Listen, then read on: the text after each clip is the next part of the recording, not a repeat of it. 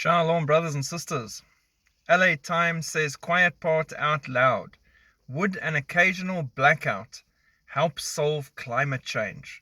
We might not have a choice. Instead of air conditioning running in your home during heat waves, they suggest investing in a wider network of cooling centers with transportation to help people get there instead.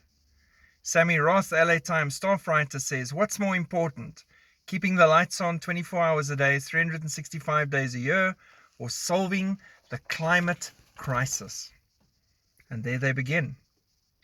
So a cooling network with centers, you have to drive there and go and get cool. That really sounds like control set up in a 15-minute city. You want to get cool, you're suffering from the heat and the scorching sun and everything, you need to go to the cooling center. You want to go to the cooling center, you have to have the right credit, social credit. And if you've done anything to upset anyone higher up in the last month, sorry buddy, you're going to have to sweat this one out. This is the world they're building. And on top of that, they've already had a few articles where there's been warnings because the grid is under pressure. They're preparing you, like I've been saying all along, for load shedding and grid collapse coming to a neighborhood near you soon. Various countries in the world are testing various things for the New World Order, from the microchip to euthanasia to lockdowns to you name it. New laws, hate speech, the whole lot. South Africa is testing load shedding and grid collapse because we're good at breaking things, apparently, and destroying them, and then controlling the population through that and just exercising that. And they've done that really well.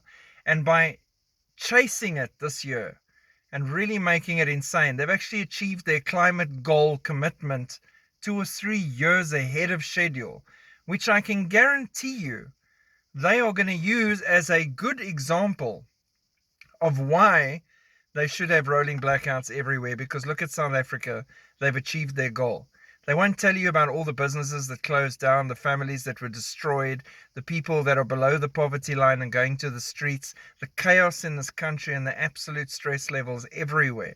They won't tell you about that. They'll tell you we achieved our climate goals, because it's not about mankind, it's not about people. It's about the beast system and the very, very few in charge, building the world for the Antichrist that's lying ahead. So brace yourselves.